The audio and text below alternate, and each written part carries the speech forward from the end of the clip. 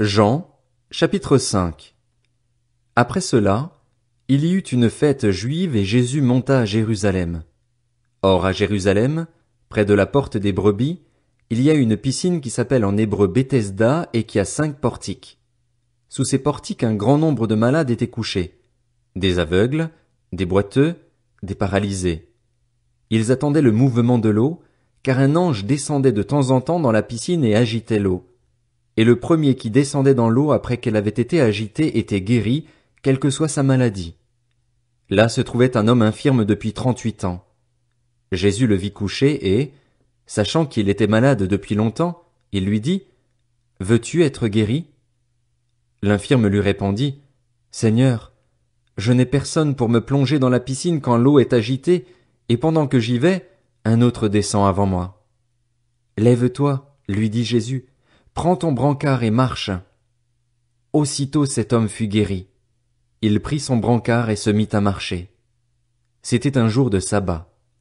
Les Juifs dirent donc à celui qui avait été guéri, « C'est le sabbat, il ne t'est pas permis de porter ton brancard. » Il leur répondit, « Celui qui m'a guéri m'a dit, prends ton brancard et marche. » Ils lui demandèrent, « Qui est l'homme qui t'a dit, prends ton brancard et marche ?» Mais celui qui avait été guéri ne savait pas qui c'était, car Jésus avait disparu dans la foule qui était à cet endroit. Quelque temps plus tard, Jésus le retrouva dans le temple et lui dit, « Te voilà guéri. Ne pêche plus, de peur qu'il ne t'arrive quelque chose de pire. » Cet homme s'en alla annoncer aux Juifs que c'était Jésus qui l'avait guéri.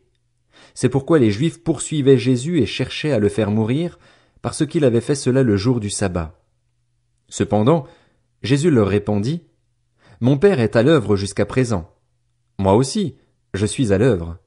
Voilà pourquoi les Juifs cherchaient encore plus à le faire mourir, parce que non seulement il violait le sabbat, mais il appelait aussi Dieu son propre Père, se faisant lui-même égal à Dieu. » Jésus reprit donc la parole et leur dit, « En vérité, je vous le dis, le Fils ne peut rien faire de lui-même, sinon ce qu'il voit le Père accomplir. Tout ce que le Père fait, le Fils aussi le fait pareillement. En effet, le Père aime le Fils et lui montre tout ce que lui-même fait, et il lui montrera des œuvres plus grandes que celles-ci, afin que vous soyez dans l'étonnement. En effet, tout comme le Père ressuscite les morts et donne la vie, le Fils aussi donne la vie à qui il veut. Le Père ne juge personne, mais il a remis tout jugement au Fils afin que tous honorent le Fils comme ils honorent le Père. Celui qui n'honore pas le Fils n'honore pas le Père qui l'a envoyé. En vérité, je vous le dis, celui qui écoute ma parole et qui croit à celui qui m'a envoyé a la vie éternelle. Il ne vient pas en jugement, mais il est passé de la mort à la vie. En vérité, je vous le dis, l'heure vient, et elle est déjà là, où les morts entendront la voix du Fils de Dieu, et ceux qui l'auront entendu vivront. En effet, tout comme le Père a la vie en lui-même, ainsi il a donné au Fils d'avoir la vie en lui-même. Et il lui a donné aussi le pouvoir de juger, parce qu'il est le Fils de l'homme. Ne vous en étonnez pas, car l'heure vient où tous ceux qui sont dans les tombeaux entendront sa voix et en sortiront. Ceux qui auront fait le bien ressusciteront pour la vie, mais ceux qui auront fait le mal ressusciteront pour le jugement. Je ne peux rien faire de moi-même. Je juge d'après ce que j'entends, et mon jugement est juste parce que je ne cherche pas à faire ma volonté, mais celle du Père qui m'a envoyé. Si je me rends témoignage à moi-même, mon témoignage n'est pas valable. C'est un autre qui témoigne en ma faveur, et je sais que le témoignage qu'il me rend est vrai. Vous avez envoyé une délégation vers Jean, et il a rendu témoignage à la vérité. Pour ma part, ce n'est pas d'un homme que je reçois le témoignage, mais je dis cela afin que vous soyez sauvés.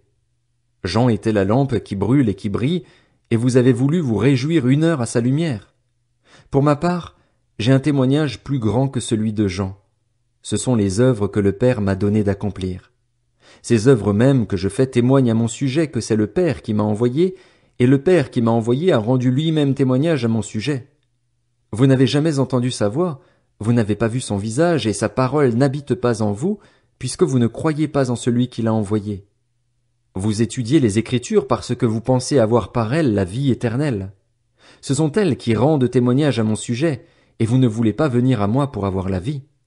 Je ne reçois pas ma gloire des hommes, mais je vous connais, vous n'avez pas l'amour de Dieu en vous. Je suis venu au nom de mon Père, et vous ne me recevez pas. Si un autre vient en son propre nom, vous le recevrez.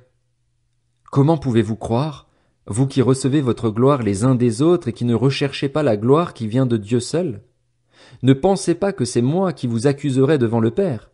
Celui qui vous accuse, c'est Moïse, celui en qui vous avez mis votre espérance. En effet, si vous croyiez Moïse, vous me croiriez aussi, puisqu'il a écrit à mon sujet. Mais si vous ne croyez pas à ses écrits, comment croirez-vous à mes paroles?